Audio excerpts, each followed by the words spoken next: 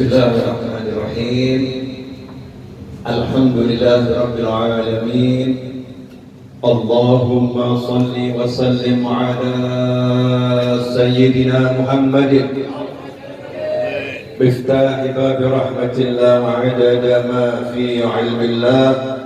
Salatan wa salaman daimain bidawami mulkillah wa ala alihi wa sahbihi. Allahumma salli ala sayyidina Muhammadin salatan taftahu biha lana futuhal arifin wa tufaqqihuna biha fid-din wa ala alihi wa sahbihi. Assalamualaikum warahmatullahi wabarakatuh. Alhamdulillah atas nikmat yang kita sadari maupun banyak nikmat yang kita lupakan. Sholawat serta salam semoga dapat terus kita haturkan dan persembahkan kepada pemimpin, panutan, pembimbing dan penyelamat kita semua dunia hingga jannah, baginda Muhammad sallallahu alaihi wasallam beserta segenap keluarga, sahabat dan siapapun yang mengikuti jejak beliau hingga hari kemudian. Ikhwani rahimakumullah, pada kesempatan kali ini kita ngobrol santai saja, mudah-mudahan barokah. Di sini banyak orang-orang yang saya yakin dicintai Allah Ta'ala, dicintai baginda Muhammad sallallahu alaihi wasallam, dan kita di tempat ini orang-orang yang tinggalnya dicintai oleh Allah dan dicintai oleh baginda Muhammad sallallahu alaihi wasallam. Dari rumah di perjalanan itu yang terbetik di hati saya cuma satu kata, satu kalimat. Amanat guru saya Habib Anis dulu, kalau mau ceramah yang ada di hati. Kalau nggak ada nggak usah ceramah. Ya, kalau nggak ada nggak usah ceramah. Jadi enak buat saya, ringan gitu, nggak jadi beban. Di hati cuma satu kata, birrul walidain.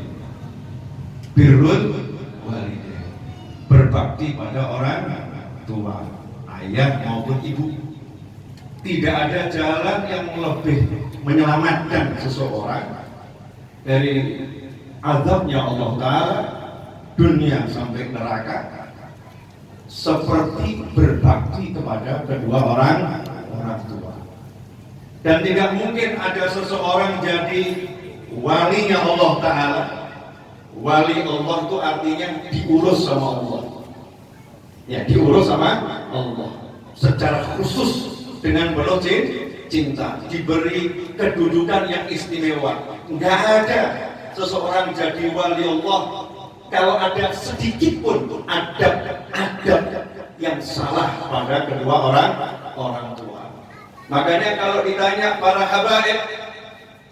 habaib itu kalau ditanya jalanmu apa? Qadaman ala qadamin, setapak demi setapak mengikuti ayahku, mengikuti kakekku, mengikuti leluhurku. Tidak ada yang mengatakan ini jalan saya. Enggak, saya mengikuti jalan orang-orang sebelum saya. Yang dibanggakan adalah orang tuanya. Dan ini sudah Allah Ta'ala ceritakan bagaimana dahulu para nabi dan rasul. Saya mencoba mengutip ya, ayat Al-Quran, mudah-mudahan barokah buat kita semua.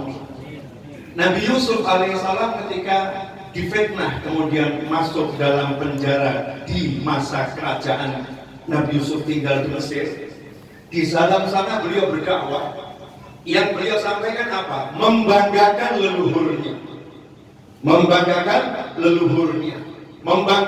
ayahnya, membanggakan kakeknya yang saleh, Anbiya wal Mursalin. Di surat Yusuf ayat 38 Allah wahyukan wattaba'tum millata abai Ibrahim wa Ishaq wa Yaqub. Aku mengikuti agamanya ayah-ayahku Ibrahim, Ishak, Yakub. Ini namanya anak yang soleh. Anak yang soleh memang harus membanggakan ayahnya.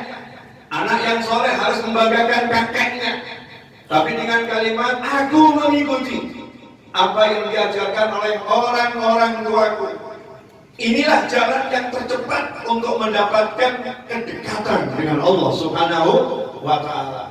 Dan sayangnya jalan yang mudah ini sering diabaikan oleh orang. Ada orang lebih suka buat jalan sendiri, mengandalkan pola pikirnya sendiri, mengandalkan kehebatannya sendiri, memandang remeh jalan orang tuanya. Kadang amalan orang tuanya dianggap remeh-temeh.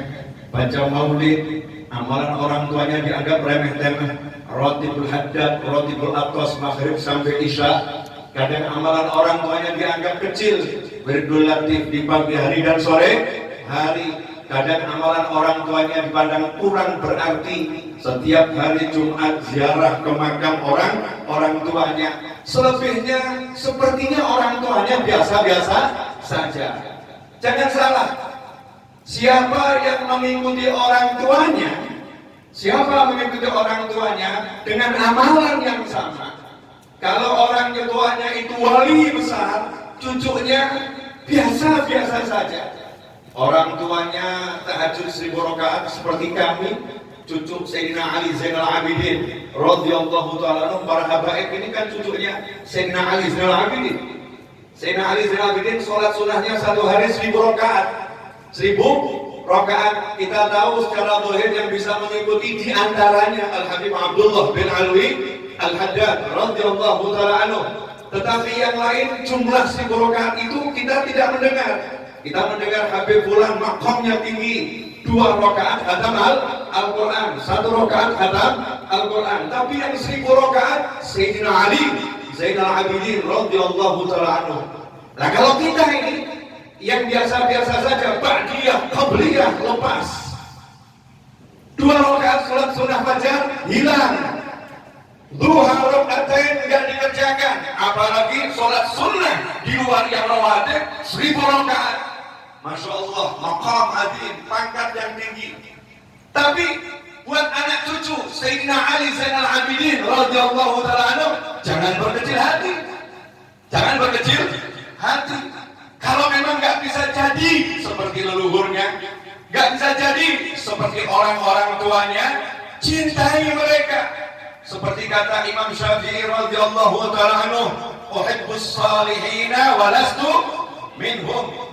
Saya ini cinta orang-orang yang baik, saya cinta orang-orang yang ahli sholat, saya cinta orang-orang yang berakhlak mulia, saya cinta orang-orang yang gemar berdakwah, saya cinta orang-orang yang suka cari ilmu, saya cinta orang-orang yang murah senyum, saya cinta orang yang bekti sama orang tua, orang soleh dengan segala maknanya.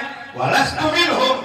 Imam Syafi'i mengatakan, lastu minhum, aku bukan dari kelompok mereka, aku bukan orang soleh. Imam Syafi'i rahimahullah, yang kita tahu kalau bulan suci Ramadan itu sholatnya di siang hari khatam Al-Quran, di malam hari khatam Al-Quran. Itu di bulan suci Ramadan. Imam Syafi'i dengan segenap ilmunya yang diikuti oleh umat Islam di seluruh penjuru dunia sampai sekarang, beliau mengatakan, aku belum masuk dalam kelompok orang soleh. La'alli an anala bihimus syafa'ah. Harapanku cuma satu, semoga berkat cinta nanti mereka nolong aku.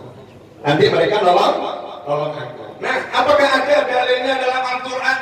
Orang yang mengikuti leluhurnya, orang yang mau menempuh jalan leluhurnya, meskipun amalannya belum sama dengan mereka semua, akan mendapatkan kedudukan yang tinggi. Yang pertama, dalam surat Al-Kahf ayat 82. Surat Al-Kahfi ayat 82. Di pemirsa dimanapun antum berada, karena majelis ini saya tadi nanya disiarkan langsung nggak? Ya, Sunsar siarkan langsung, Datuk Kalamdian siarkan langsung, saya lihat berapa channel siarkan langsung. Di pemirsa dimanapun antum berada, ya mudah-mudahan barokah, gitu. Mudah-mudahan barokah. Di surat Al-Kahfi kita masih ingat Nabi Khidir alaihi salam atau wali Allah Khadir alaihi salam, terserah pendapat mana yang antum anut, beliau wali atau nabi, dua-duanya mulia. Dua-duanya mulia, begitulah khilaf para ulama. Nabi Allah Khadir alaihi salam bersama Nabi Musa alaihi salam dalam keadaan lapar yang luar biasa, Kalau tidak makan, nyawanya terancam. Maka hukumnya meminta saat itu menjadi wajib. Hukumnya meminta saat itu jadi wajib. Karena kalau nggak minta, maka nggak makan. Nggak makan, maka mati. Membela nyawa, mempertahankan nyawa, memperjuangkan nyawa, hukumnya wajib. Maka dua Nabi mohon maaf, ketuk pintu minta makan.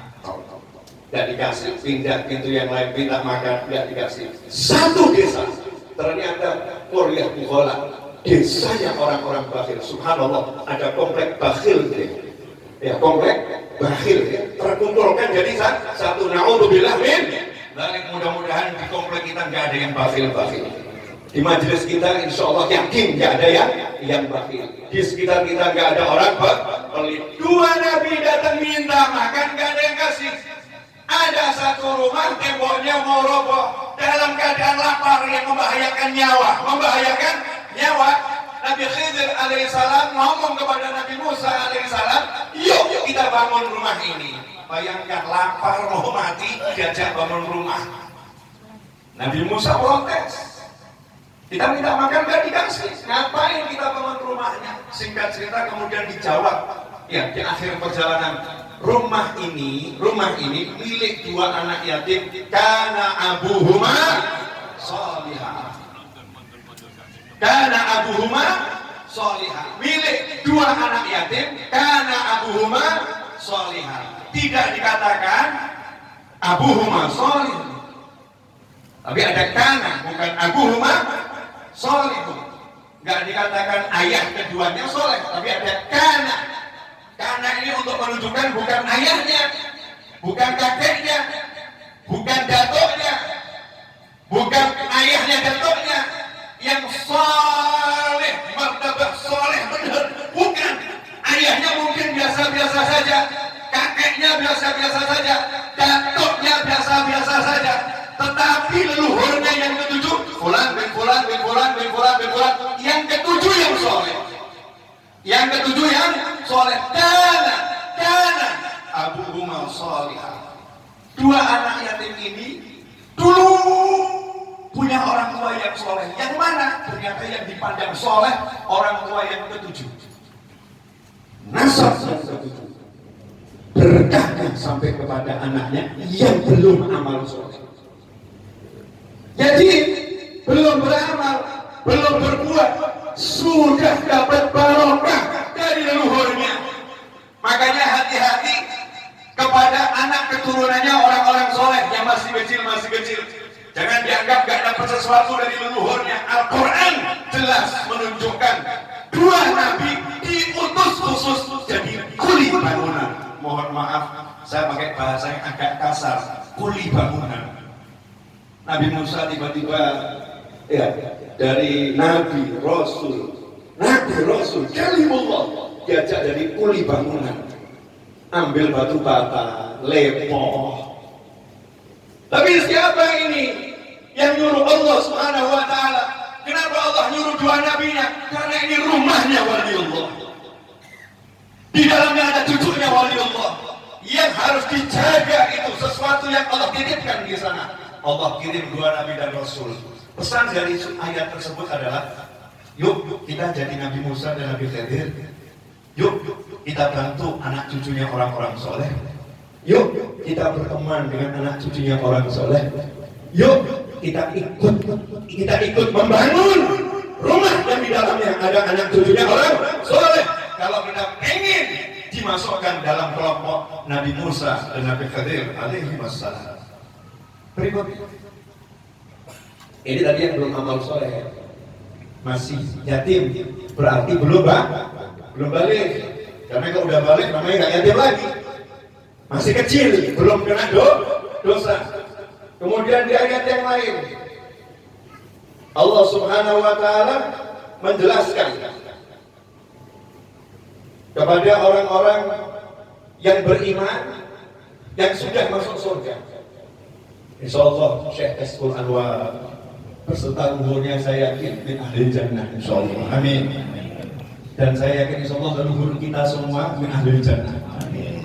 Ya kalau enggak beliau-beliau yang min ahli jannah, terus yang modelnya seperti apa yang ahli jannah?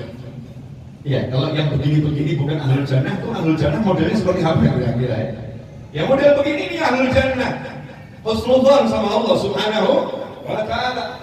Maka dalam surat At-Tur ayat 21 Allah mewahyukan walladzina amanu wattaba'athum dzurriyyatuhum biimanin alhaqna bihim dzurriyyatahum wama alatnahum min amalihim min syai' kullu imrin bima kasaba rahim. Ayat ini jelas sekali. Kadang-kadang memang nggak dibahas, kadang-kadang dilewati, kadang-kadang nggak mau diperdengarkan, nggak mau diperdengarkan. Ini kalamullah, ini Al-Quran. Kalau orang nanya mana dalilnya, mana Al-Qurannya, mana hadisnya, ini semua yang saya sampaikan tadi kalamullah Al-Quran dengan terjemahan yang bisa disimak dengan terjemahan dalam bahasa Indonesia. Walladzina amanu, dan orang-orang yang beriman, wattaba'athum dzurriyyatuhum biiman, dan kemudian anak cucu mereka mengikuti dengan iman yang sama. Saya pernah mendengar dalam tafsir, mendengar keterangan yang disampaikan almarhum Habib Anis, biiman ini artinya iman dan amal soleh. Karena alladzina amanu wa amilus sholihat, orang yang beriman dan beramal soleh. Artinya leluhurnya orang-orang yang besar, wali-wali, ahli amal, ahli ilmu, anak cucunya mengikuti dengan keimanan yang sama, akidahnya sama, cara beramalnya sama, tapi kualitasnya berbeda. Sayyidina Ali Zainal Abidin 1000 rakaat, Rasul bin Muhammad Al-Idrus mungkin cuma Qobliyah, mungkin cuma Ba'diyah, mungkin dia mulai cuma 2 rakaat, mungkin 2 rakaat setahun sekali. Dia agak rutin Ramadan sholat tarawih, tapi beriman, saya beramal soleh, ikuti leluhur saya semaksimal yang saya mampu, hadir majelis seperti ini, baca maulid seperti ini, cari ilmu ta'allum wa ta'lim seperti ini, saya ikuti leluhur saya. Nanti nasib saya bagaimana? Jangan khawatir. Kenapa? Jaminan bukan dari siapa-siapa, dari pencipta kita semua. Jaminan bukan dari Nabi dan dari Rasul, jaminan dari Allah Subhanahu wa ta'ala. Allah menyatakan dalam ayat tersebut, alhaqna bihim dzurriyyatahum. Alhaqna bihim, bukan lahiqat bihim dzurriyyatuhum, bukan anak cucu mereka akan menyusul mereka. Kalau anak cucu mereka akan menyusul mereka, dibutuhkan amal yang sama. Kalau anak cucu mereka akan menyusul mereka, dibutuhkan kesalihan yang sama. Kalau anak cucu mereka akan menyusul mereka, dibutuhkan pahala yang sama. Contoh, saya naik mobil lewat tol Bangil menuju Surabaya, mobilnya beda. Saya naik mobil yang batas speed maksimalnya cuma 200. Kemudian Pak polisi naik mobil yang speed maksimalnya 260 dan pakai forerunner, pakai pengawalan. Mohon maaf, kira-kira saya kalau mau nyusul itu mudah atau susah? Mudah atau susah? Enggak mudah. Pasuruan, Bangil, Surabaya, macet jalannya. Jalannya macet padat. Kalau dikawal polisi, dikawal mobil pengawalan, walaupun kecepatannya standar 80 km per jam, nggak ada hambatan, bebas hambatan. Apalagi kita nggak ada yang ngawal, jalannya cuma 20. Apalagi mobil kita harganya beda jauh, bekas 20 juta. Yang satu baru harga 2M. Gimana mau nyusul? Nggak kekejar. Antum, saya, sehebat apapun, nggak akan bisa mengejar makamnya para aulia. Gak bisa. Sehebat apapun, kalau kita amal mereka dapat pahala yang sama. Kita ini terinspirasi oleh mereka, jadi pahala mereka naik terus, kita susul. Gak bisa. Makanya jangan sok merasa hebat. Aku punya amal, aku begini. Siapa kamu? Kita ini bukan siapa-siapa, nggak bisa apa-apa. Makanya dalam Al-Quran Allah jelas menyatakan al-haqna bihim. Kami yang meletakkan mereka di tempat yang sama. Diangkat sama Allah. Sebetulnya nggak pantas angkat. Taruh tempat yang sama. Kenapa diangkat di tempat yang sama? Anak soleh mau mengikuti jejak orang tuanya soleh, dan Allah udah janji kepada orang-orang yang beriman di surga minta apapun dikasih, dan orang-orang yang beriman di surga nggak minta apa-apa.